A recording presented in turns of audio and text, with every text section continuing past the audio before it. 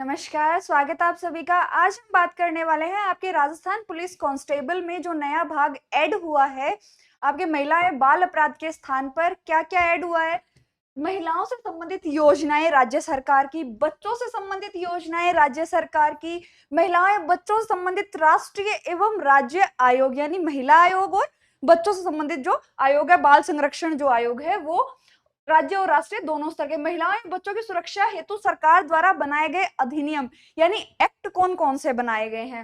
Next है बच्चों एवं महिलाओं की सुरक्षा एवं जागरूकता के लिए चलाए गए अभियान, और महिलाओं एवं बच्चों के संवैधानिक अधिकार कौन कौन से, यानी संविधान महिलाओं और बच्चों को कौन कौन से अधिकार देता है, वो हम डे बाय डे हम पढ़ लेंगे आगे आगे। तो फर्स्ट आज हम शुरू करने वाले हैं महिलाओं और बच्चों से संबंधित जो योजनाएं हैं, उनमें महिलाओं वाली योजनाएं आज हम शुरू करने वाले हैं। तो चलिए स्टार्ट करते हैं।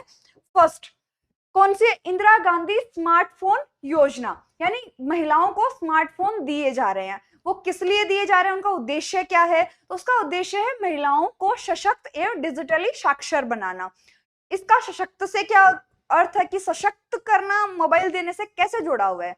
तो सशक्त करने का अर्थ क्या होता है कि महिलाओं को आर्थिक, राजनीतिक और सामाजिक रूप से स्ट्रॉन्ग करना, उनको सशक्त बनाना यानी मजबूत करना। यानी वो आर्थिक रूप से भी मजबूत हो, राजनीतिक रूप से भी मजबूत हो और सामाजिक रूप से भी मजबूत हो। मजबूती कब आती है? जब व्यक्ति का ज्ञान बढ़ता है। तो मोबाइल के थ्रू वो अलर्ट रह पाएंगी, कोई भी योजना चल रही है उनके बारे में उन्हें जानकारी रहेगी, उनके अधिकार क्या है, उनके कर्तव्य क्या है, सबके बारे में उन्हें जानकारी रहेगी, क्योंकि आज का जो जमाना है वो पूरी तरह डिजिटल हो चुका है और आगे और भी बढ़ती जा रही है चीजें। तो सबसे पहले हम बात करने वाले हैं घोषणा। इसकी घोषणा कब की गई थी? इसकी घोषणा की गई थी बजट 2022-23 में इसकी घोषणा की गई थी। और घोषणा के समय इसका नाम क्या था? घोषणा के समय इसका नाम था मुख्यमंत्री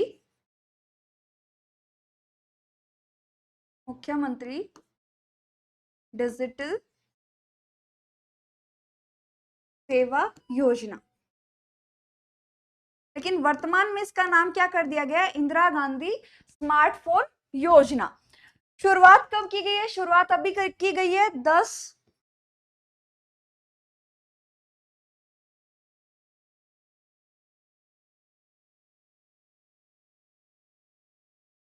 शुरुआत की गई है 10 अगस्त 2023 को। शुरुआत कब की गई है?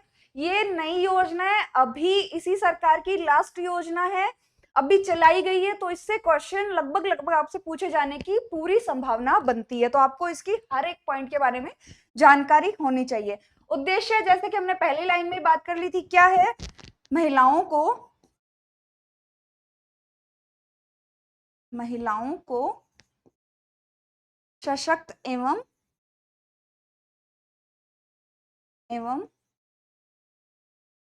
डिजिटल साक्षर बनाना।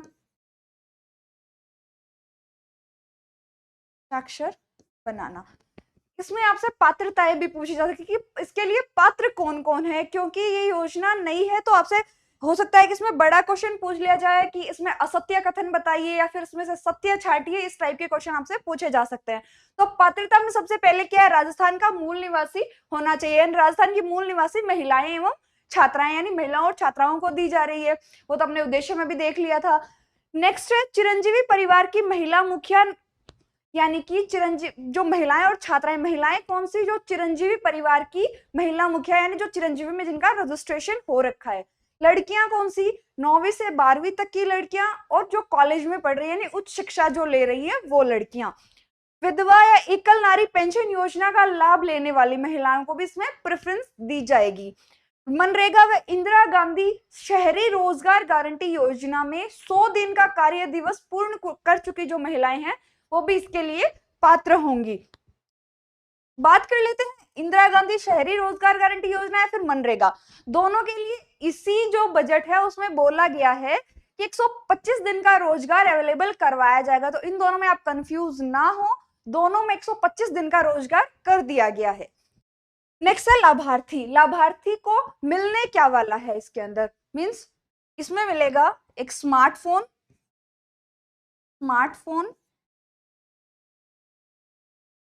व 3 साल की फ्री इंटरनेट सेवा। क्या मिलेगी? 3 साल की फ्री इंटरनेट सेवा।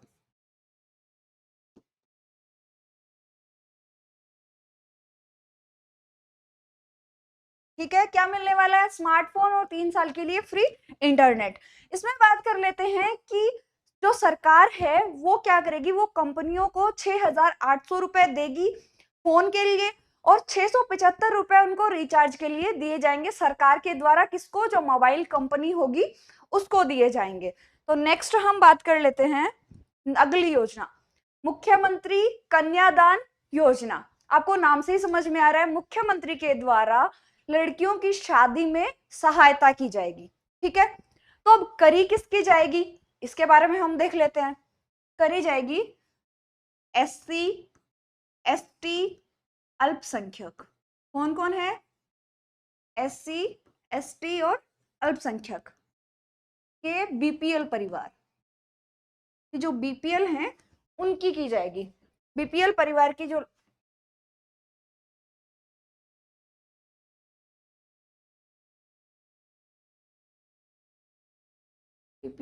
बीपीएल परिवार की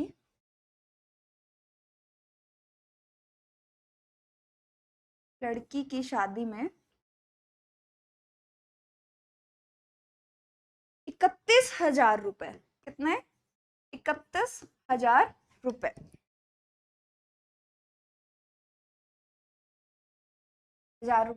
दिए जाएंगे सरकार के द्वारा। एडिशनल क्या क्या दिए जाएंगे? अगर लड़की 10th पास है, अगर लड़की 10th पास है तो 10,000 रुपए अतिरिक्त। क्या दिए जाएंगे? 10,000 रुपए अतिरिक्त। और अगर लड़की 12वीं पास है, अगर लड़की 12th पास है तो उसको क्या दिए जाएंगे? 20,000 रुपए अतिरिक्त। 20,000 रुपए अतिरिक्त। तो बात कर लेते हैं, क्या एससी एसटी और अल्पसंख्यक के जो बीपीएल परिवार है उनके लिए ही है? नहीं, ये जो है किसके लिए? अगर अन्य जो है, यानी एससी एसटी और अल्पसंख्यक के अलावा जो कैटेगरीज हैं अन्य के बीपीएल या तो फिर विधवा या फिर आस्था कार्ड धारी,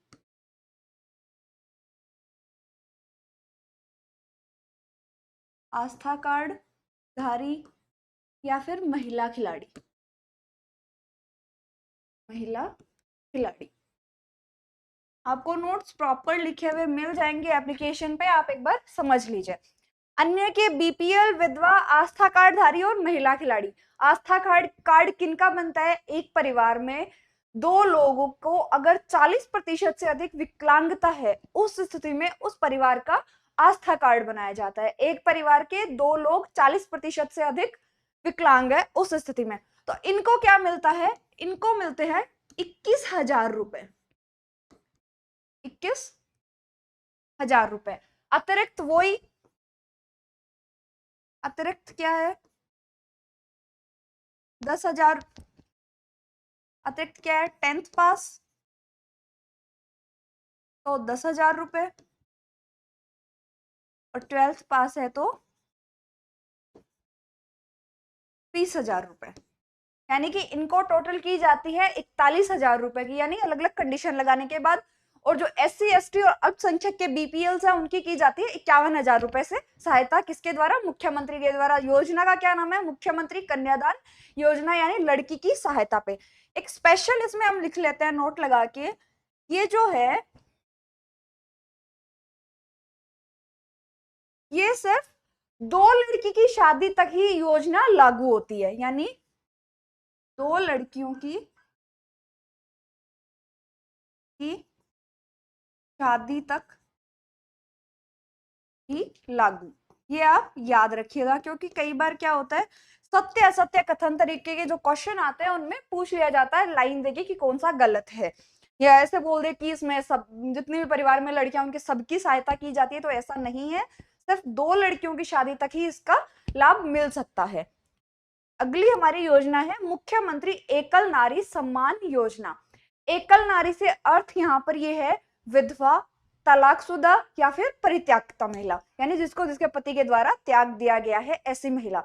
उनको सरकार ससम्मान जीने के लिए एक राशि उपलब्ध कराती है, जिससे कि वो अपना एक आत्मसम्मान के साथ में जी सके। तो किस किस के लिए ये लाभार्थी, इसके कौन कौन होते हैं? लाभार्थी कौन कौन है इसके? विधवा, तलाकशुदा,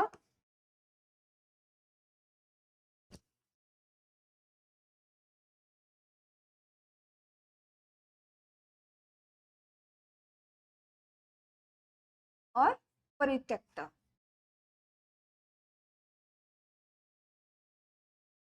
इसमें दिया क्या जाता है? 75 वर्ष की आयु तक 1,000 रुपए दिए जाते हैं। जैसा कि इस बार के बजट में हमने देखा है, आपसे अगर पूछा जाए, अगर ऑप्शन में ऐसा आ जाए कि पेंशन कितनी मिल रही है, तो इस बार बजट में कर दिया गया है कि मिनिमम 1,000 रुपए पेंशन तो दिए ही दिए जाएंगे, उससे ऊपर दिए जा सकते हैं लेकिन इससे कम नहीं दिए जाएंगे। इस बार के बजट में ही ये घोषणा की गई है। तो हो सकता है आपसे ऐसा क्वेश्चन पूछ लिया जाए जिसके अंदर किसी भी चीज की पेंशन पूछी जाए और उसमें ये बोल दिया जाए कि उसमें 750 ऑप्शन में है, 850 ऑप्शन में है, 900 ऑप्शन में और 1,000 ऑप्शन में है, तो आप बिना सोचे समझे 1,000 पर क्लिक कर सकते हैं, क्योंकि राजस्थान गवर्नमेंट वर्तमान में 1,000 से कम पेंशन नहीं दे रही है। तो इसमें कितनी पेंशन दी जाती है? पेंशन की राशि कितनी है? राशि कितनी है? 1,000 रुपए प्रतिमाह। प्रतिमाह 75 वर्ष की आयु तक, की आयु तक, 75 वर्ष की आयु तक। इससे आगे अगर 75 प्लस है, उस स्थिति में 75 प्लस के बाद में ये हो जाते हैं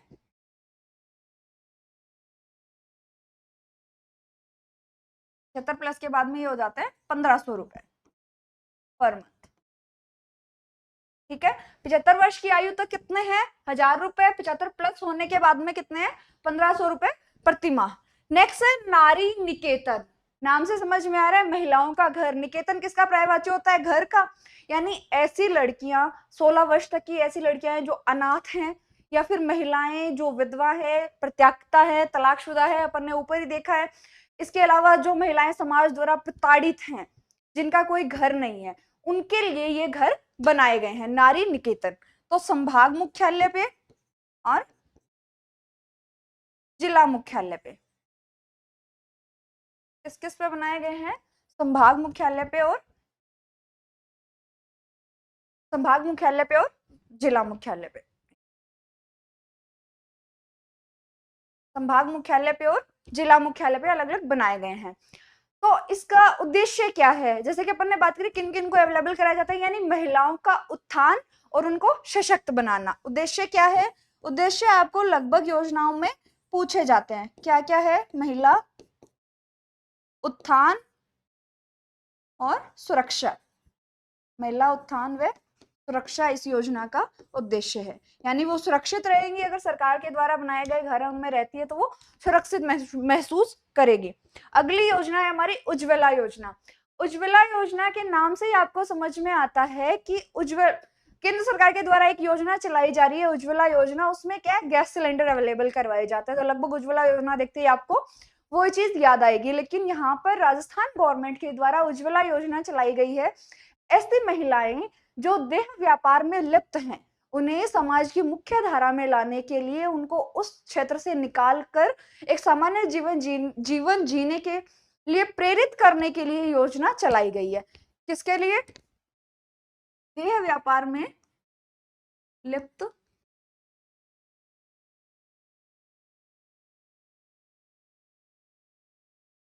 देह व्यापार में लिप्त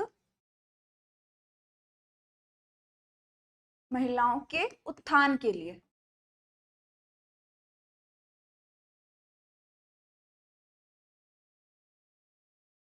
उत्थान के लिए ये योजनाएं चलाई जा रही हैं।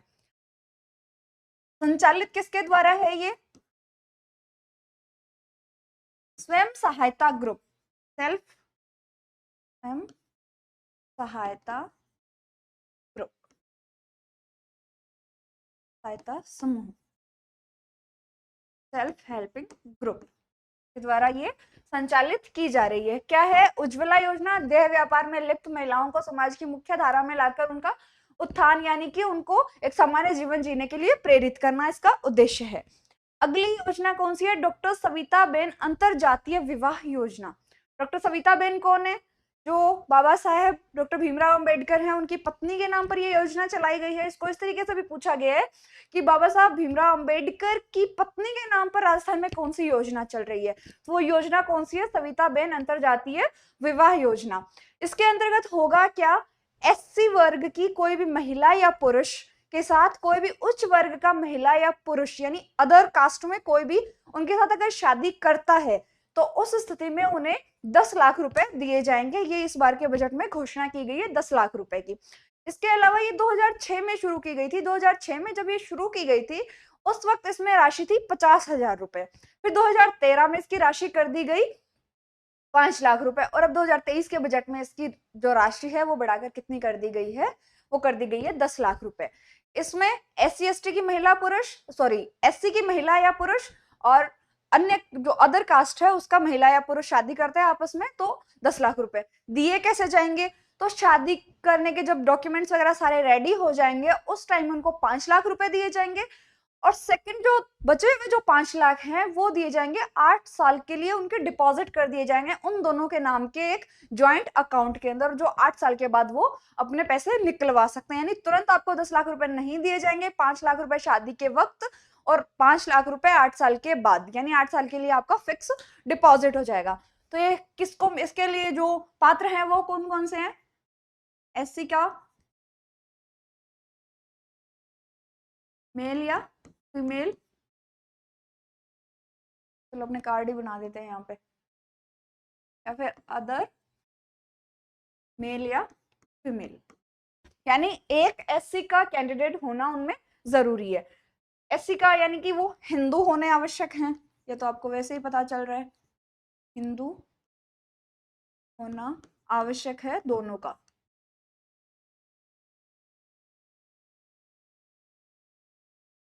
हिंदू होना आवश्यक है। इसमें राशि कितनी दी जाएगी? जैसे अपने बात करी 2006 में शुरुआत की गई थी।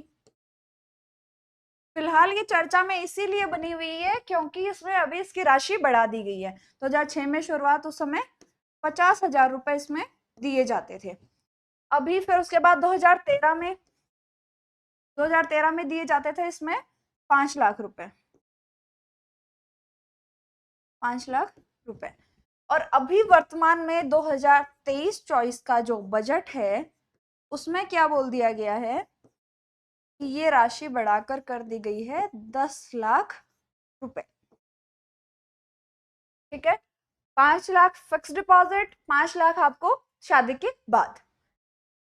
एससी का मेल या फीमेल, अदर मेल या फीमेल, दोनों का हिंदू होना आवश्यक है। शुरुआत 2006 में की गई थी 50,000 रुपए से, 2013 में 5 लाख रुपए कर दिए गए, 2023-24 में इसको बढ़ाकर 10 लाख रुपए कर दिया गया। अगला हमारी योजना है सामूहिक विवाह योजना। सामूहिक विवाह नाम से समझ में आ रहा है एक साथ कई जोड़ों का विवाह जो कराया जाता है, वो है सामूहिक विवाह योजना। इसमें जो गरीब परिवार की जो लड़कियां हैं जिनके जो पिता हैं वो इतना खर्चा नहीं उठा पा रहे हैं, तो उस स्थिति में एक समाज सेवा की तरह ये किया जाता है। तो मुख्यमंत्री जी ने जो ये समाज सेवा कर रहे हैं उनको प्रोत्साहित करने के लिए योजना चलाई गई है। तो इसके अंदर क्या है कि जो विवाह करने वाला जोड़ा है, प्रत्येक जोड़ा जो है उसको कितने दिए जाएंगे? जोड़े को, यानी जो ये सामूहिक विवाह का हिस्सा रहेंगे उनको कितने रुपए दिए जाएंगे? 25,000 रुपए, 25,000 रुपए। ये कब किया गया? इसी बजट में किया गया, बजट 2023-24। ये आपको किस लिए बता रही हूँ मैं, क्योंकि बजट हर एक एग्जाम के लिए इंपॉर्टेंट होता है और जैसे कि आपका एग्जाम आने वाले दिनों में ही होने वाला है, तो इस बार का बजट आपके लिए बहुत इंपॉर्टेंट है। और जिन योजनाओं में इस बार कुछ चेंजमेंट हुए हैं वो योजनाएं आपके लिए बहुत ज्यादा इंपॉर्टेंट हो जाती हैं। तो प्रत्येक जोड़े को कितने? 25,000 रुपए दिए जाएंगे। पहले ये राशि कितनी थी? पहले राशि थी 18,000 रुपए। पहले कितनी थी? 18,000 रुपए। इसके अलावा बात करें, इसमें जो सामूहिक विवाह करवाने वाला व्यक्ति है उसको 10 लाख रुपए की सहायता की जाएगी। और वो कब की जाएगी? अगर 25 जोड़ों का विवाह कराने पर, जोड़ों का विवाह करवाने वाले व्यक्ति है या कोई संस्थान है उनको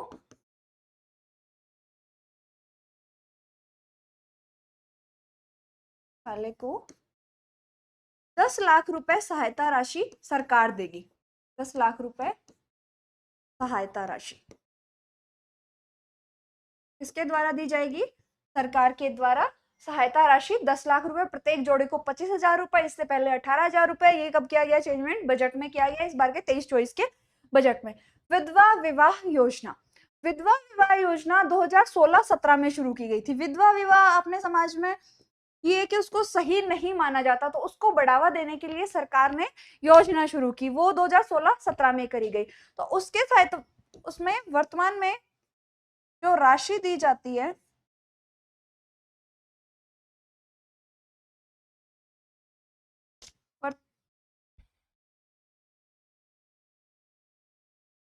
वर्तमान जो राशि है वो कितनी है? 51,000 रुपए। 51,000 रुपए। और पहले कितनी थी?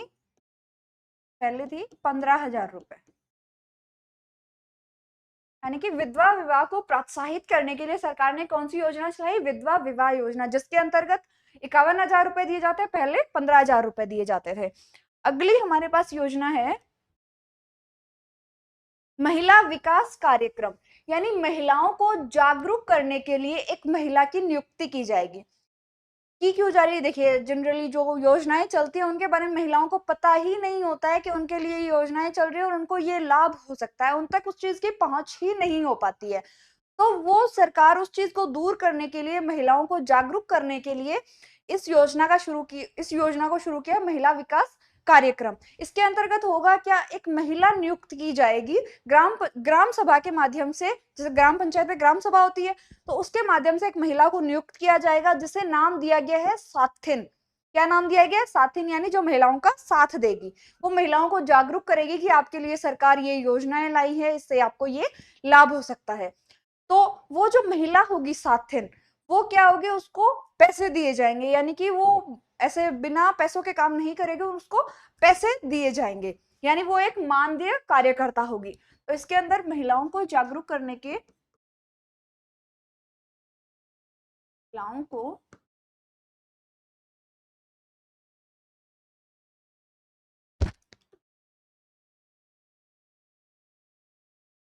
जागरूक करने के लिए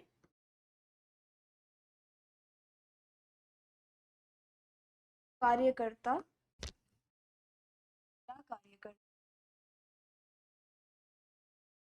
कार्यकर्ता की नियुक्ति की जाएगी इस योजना के अंतर्गत। महिला कार्यकर्ता की नियुक्ति, यानी वो महिला क्या करेगी? गांव की अन्य महिलाओं को जागरूक करने के। उस महिला कार्यकर्ता का नाम क्या रखा गया है? साथिन। और ये जो साथिन होगी वो एक मानदेय कार्यकर्ता होगी, यानी उसको पेमेंट की जाएगी। मानदेय कार्यकर्ता। इसमें बात कर लेते हैं कि उसकी नियुक्ति कैसे होगी।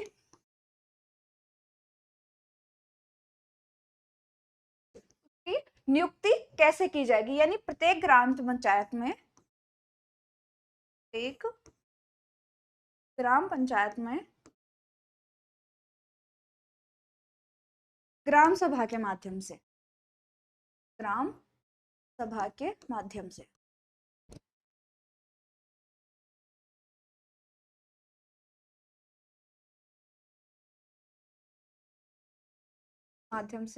नियुक्ति की जाएगी। ठीक है। अगली योजना है मुख्यमंत्री राजश्री योजना। मुख्यमंत्री राजश्री योजना, मुख्यमंत्री राजश्री योजना शुरू की गई थी 1 जून 2016 से। योजना को शुरू करने का उद्देश्य क्या है? कि जो महिलाएं हैं, जो बच्चियां हैं, उनके भविष्य को सुधारने और उनके स्वास्थ्य के स्तर को सुधारने के लिए, यानी उनका शैक्षणिक स्तर और उनका स्वास्थ्य का स्तर दोनों को सुधारने के लिए इस योजना को शुरू किया गया। तो इसका उद्देश्य सबसे पहले हम लिख लेते हैं। का उद्देश्य हम सबसे पहले लिख लेते हैं। उद्देश्य क्या है? बालिकाओं के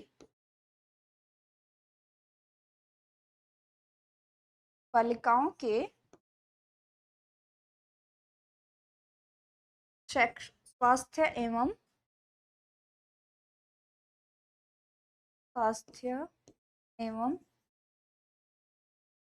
शैक्षणिक स्तर को सुधारने के लिए, शैक्षणिक स्तर को सुधारने के लिए, वो बेहतर बनाने के लिए बनाना, यानी ये इसका उद्देश्य है। इसमें होगा क्या क्या वो बात कर लेते हैं। इसमें सरकार के द्वारा 50,000 रुपए की राशि, मैं अपने शुरुआत लिख ली थी क्या? तो इसकी शुरुआत नहीं लिखी, शुरुआत कब की गई है इसकी? 1 जून 2016। इसकी ये जो डेट है वो आपको याद रखनी है। याद क्यों रखनी है? क्योंकि एक एग्जाम में पूछ लिया गया था कि इसके लिए जो इस योजना का लाभ है वो कौन सी बालिकाओं को मिलेगा। तो जो 1 जून 2016 के बाद जो जन्मी लड़कियां हैं उनको ही इस योजना का लाभ मिलेगा। इससे पहले जन्मी हुई लड़कियों को इस योजना का लाभ नहीं दिया जाएगा। तो उसमें उस क्वेश्चन में एक पॉइंट था कि 2015 से जन्मी लड़कियां इसमें शामिल करी जाएंगी, तो ऐसा नहीं है। 1 जून 2016 के बाद जो जन्मी लड़कियां हैं वो ही इसमें शामिल की जाएगी। तो इसमें सहायता राशि कितनी है? सहायता राशि 50,000 रुपए। तो ऐसा नहीं है कि 50,000 रुपए एक ही दिन में, एक ही बार जन्म होते ही दे दिए जाएंगे, ऐसा नहीं है। इसमें पहली किश्त दी जाएगी, फर्स्ट जो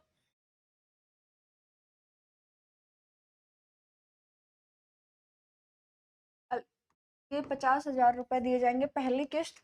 कब? जन्म पर। जन्म पर कितने रुपए दिए जाएंगे? 2500 रुपए। कितने दिए जाएंगे? 2500 रुपए। उसके बाद उसके फर्स्ट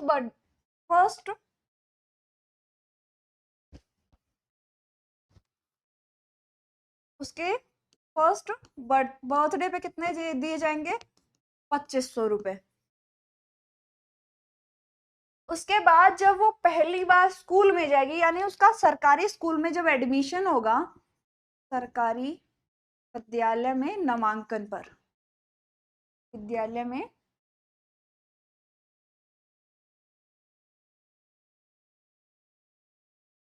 नामांकन पर कितने दिए जाएंगे? 4,000 रुपए। उसके बाद जब वो 6th क्लास में होगी, छठी कक्षा में प्रवेश पर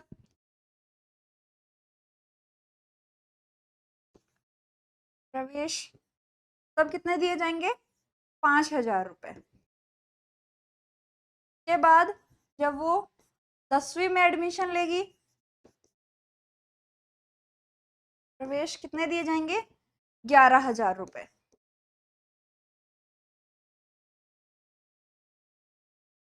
इसके अलावा जब वो 12वीं पास कर लेगी, ये छठी और 10वीं में प्रवेश पर है, अगली जो इंस्टॉलमेंट दी जाएगी वो 12वीं उत्तीर्ण करने की स्थिति में दी जाएगी।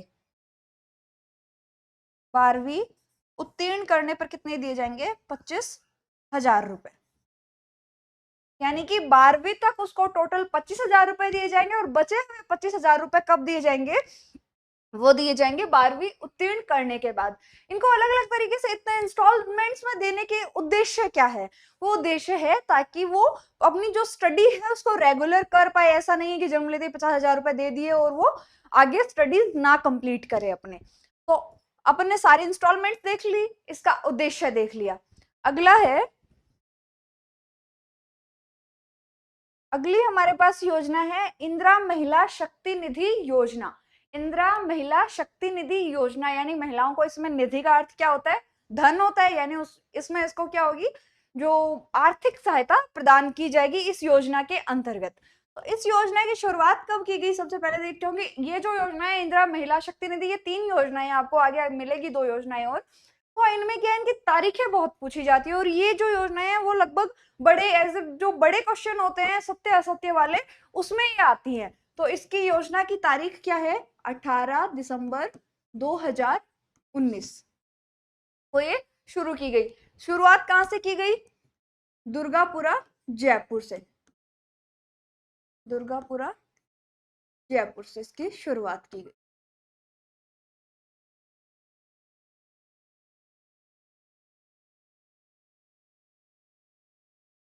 दुर्गापुरा जयपुर से।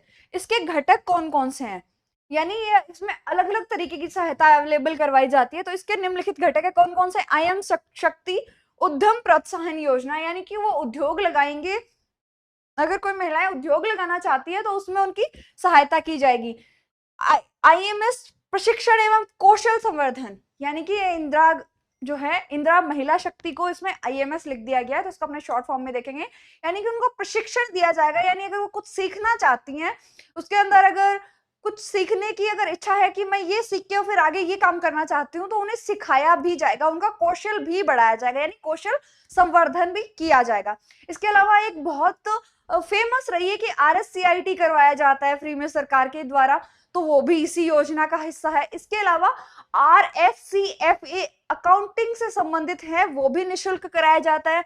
इसके अलावा जो स्पोकन इंग्लिश है वो भी करवाया जाता है।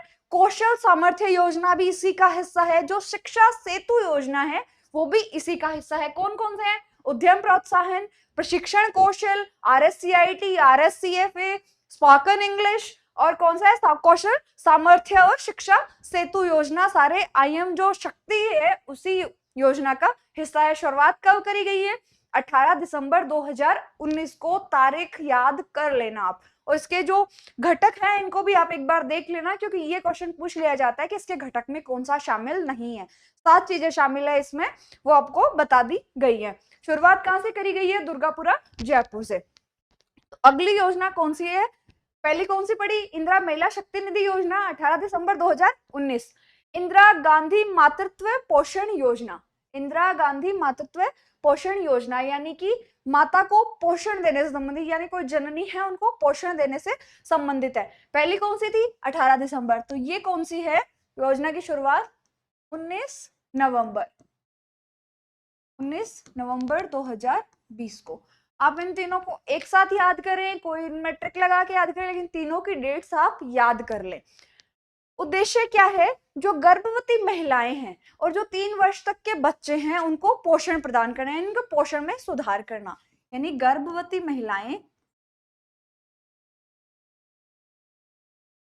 महिलाओं एवं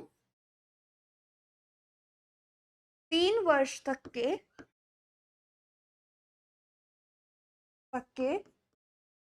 बच्चों के पोषण में सुधार,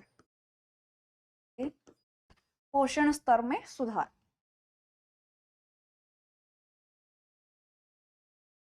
पोषण स्तर में सुधार के लिए ये योजना चलाई गई है। एक चीज और क्या इंपॉर्टेंट है, इसमें दिए जाएंगे 5,000 रुपए। कितने दिए जाएंगे, राजश्री में कितने थे, 50,000 रुपए, और इसमें कितने हैं, 5,000 रुपए, सॉरी 6,000 रुपए 5 किश्तों में, 6,000 रुपए 5 किश्तों में। राजश्री में 50,000 रुपए, इसमें 6,000 रुपए 5 किश्तों में दिए जाएंगे। दिए कब जाएंगे, दूसरी संतान के जन्म पर, दूसरी संतान के जन्म पर। इसमें क्या होगा, जो 4 इंस्टॉलमेंट्स होगी, यानी पहली, दूसरी, तीसरी और 5वीं, ये जो इंस्टॉलमेंट है वो 1,000 रुपए की होगी, और जो चौथी इंस्टॉलमेंट है वो 2,000 रुपए की इसमें दी जाती है। ठीक है, इसकी शुरुआत अगर हम देखें तो की गई थी, जो हमारे दक्षिणी जिले हैं कौन कौन से, डूंगरपुर, बांसवाड़ा, प्रतापगढ़, उदयपुर और बारां, ये जो 5 जिले हैं इनमें इनकी शुरुआत की गई थी। उधर लिख लेते हैं, उधर आराम से दिख जाएगा। जब शुरुआत की गई थी तो वो 5 जिलों में की गई थी। कौन कौन सा, डूंगरपुर, बांसवाड़ा, प्रतापगढ़, उदयपुर और बारां, 5 जिलों में इसकी शुरुआत की गई थी। लेकिन वर्तमान में ये पूरे राजस्थान में चल रही है। वर्तमान संपूर्ण राजस्थान में लागू, यानी जब इसका पायलट प्रोजेक्ट चलाया गया था वो 5 जिलों में चलाया गया था, जो दक्षिणी हमारे जिले हैं। वर्तमान में संपूर्ण राज्य में ये लागू है। कौन सी? इंदिरा गांधी मातृत्व पोषण योजना। आईएम शक्ति अपन ने पढ़ ली, मातृत्व पोषण अपने पढ़ ली। अब इंदिरा गांधी से रिलेटेड एक और योजना है जो इन तीनों में शामिल, इंदिरा महिला शक्ति उड़ान योजना। ये योजना की शुरुआत कब करी गई है? इसकी शुरुआत की गई है 19 दिसंबर 2021 को। ये जो योजना है इसके अंतर्गत जो प्रजनन आयु की जो लड़कियां हैं और महिलाएं हैं उनको फ्री सैनिटरी नैपकिन्स अवेलेबल करवाए जाते हैं। तो इसका उद्देश्य क्या है ये अवेलेबल करवाने का? कि वो मासिक धर्म के समय अपने स्वास्थ्य का ध्यान रख पाए, अपने स्वास्थ्य को बेहतर रख पाए। तो इसका उद्देश्य क्या है? उद्देश्य है मासिक धर्म के समय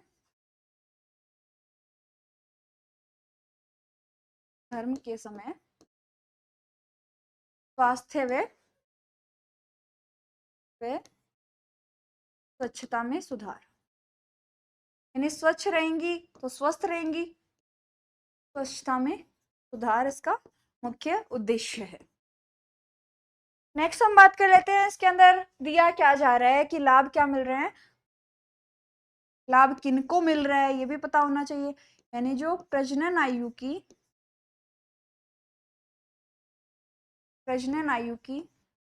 लड़कियां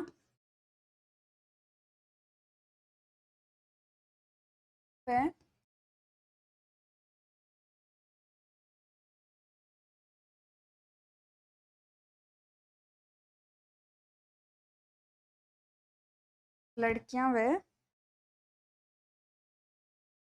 महिलाओं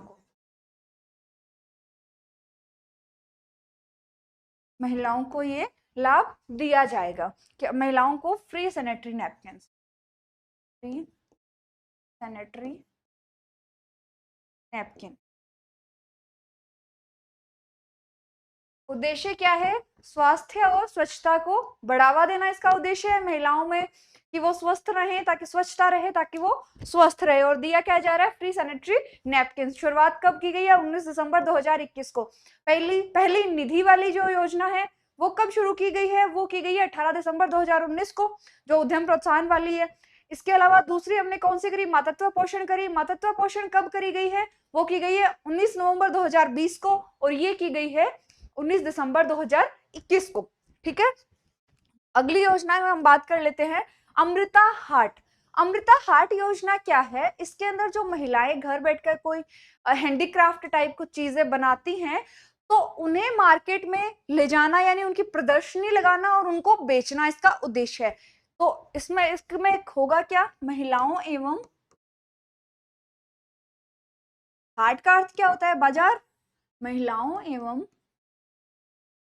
स्वयं सहायता ग्रुप। अपन ने पहले एक योजना पढ़ी थी जिसमें स्वयं सहायता ग्रुप द्वारा वो संचालित थी।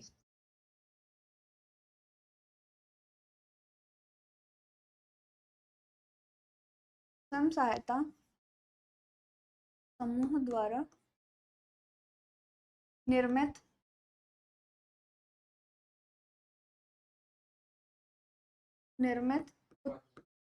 उत्पादों को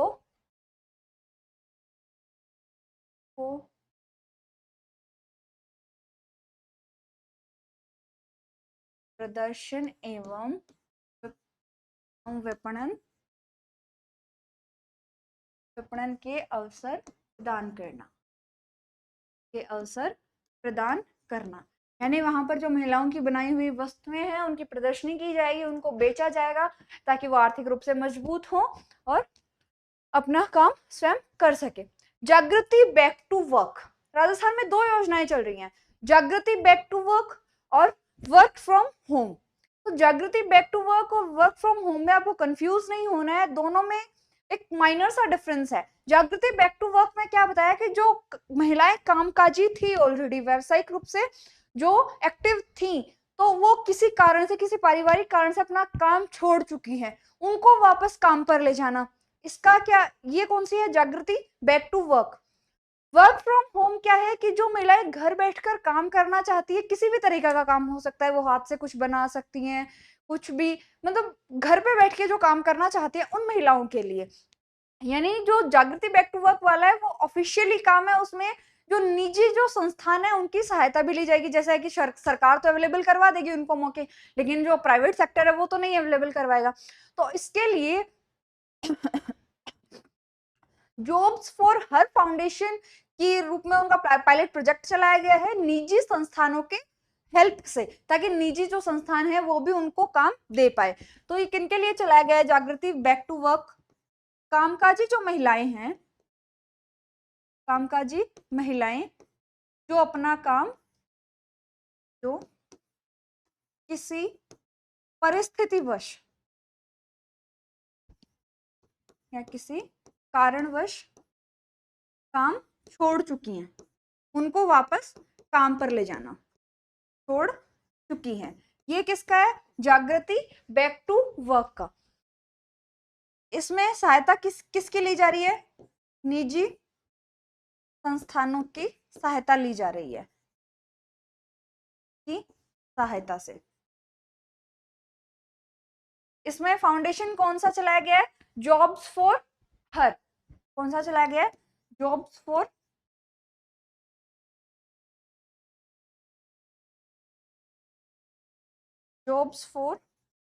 हर फाउंडेशन,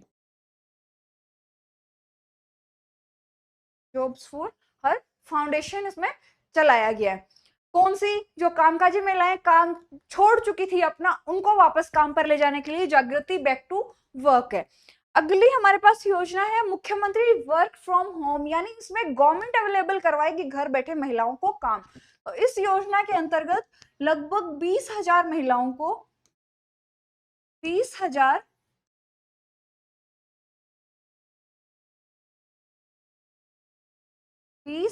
महिलाओं को रोजगार उपलब्ध कराना सरकार का उद्देश्य है, रोजगार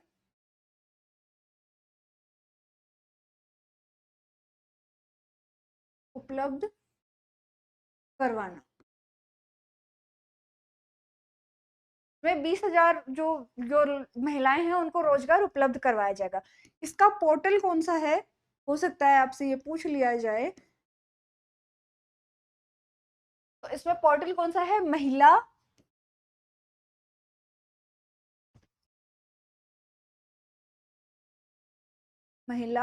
वर्क फ्रॉम होम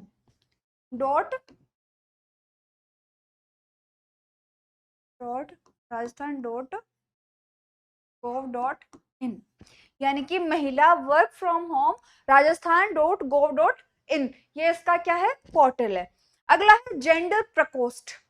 जो जेंडर बस्टिंग होती है, जेंडर बस्टिंग से हमारा यहाँ पर मतलब है कि जैसे बजट पेश किया जाता है तो उसके अंदर महिलाओं के लिए उसमें कितना हिस्सा रखा गया है, महिलाओं के लिए कौन कौन सी योजनाएं लाई गई है, उनके विकास के लिए उसमें क्या क्या है, तो वो होती है जेंडर बस्टिंग। यानी उसमें देखा जाता है कि महिलाओं के लिए क्या है, पुरुषों के लिए क्या है मुख्यतया। तो उस जेंडर बस्टिंग को बढ़ावा देने के लिए जेंडर प्रकोष्ठ की,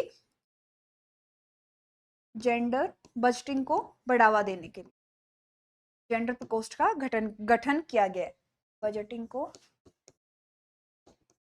बढ़ावा देने के लिए।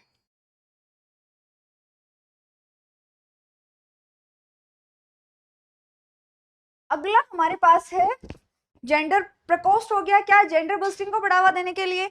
अगला है महिला कल्याण कोष। महिला कल्याण कोष क्या है कि जो आंगनवाड़ी कार्यकर्ता है उनके कल्याण हेतु ये चलाया गया है। इसमें सहायता कौन कर रहा है, जो LIC है, भारतीय जीवन बीमा निगम, उसके द्वारा इसमें सहायता की जा रही है और 2006 से ये चल रहा है। इसमें होगा क्या कि जो आंगनवाड़ी की जो कार्मिक है वो 750 रुपए वार्षिक जमा करवाएंगे और जो अन्य है वो 376 रुपए वार्षिक जमा कराएंगे और इसमें 10,000 रुपए का उनका बीमा कर दिया जाएगा। कितने का? 10,000 का। सहायता कौन कर रहा है? LIC कर रहा है। उद्देश्य क्या है? जो आंगनवाड़ी कार्यकर्ता है उनको सशक्त करना, यानी उनके कल्याण हेतु। अगला है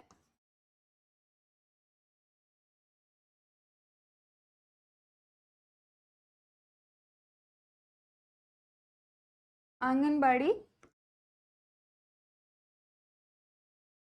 कार्यकर्ता के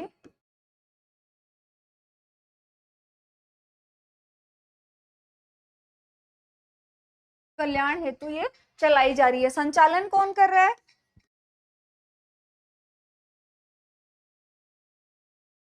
संचालन भारतीय जीवन बीमा निगम। भारतीय जीवन बीमा निगम कब से कर रहा है? 2006 से। आंगनबाड़ी कार्यकर्ता के लिए कितने हैं?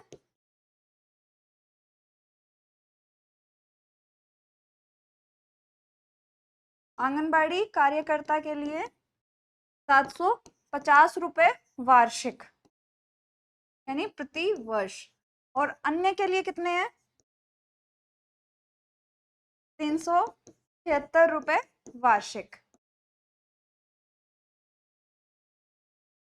और इसमें बीमा होगा कितने का? बीमा राशि कितनी होगी? बीमा राशि 10,000 रुपए।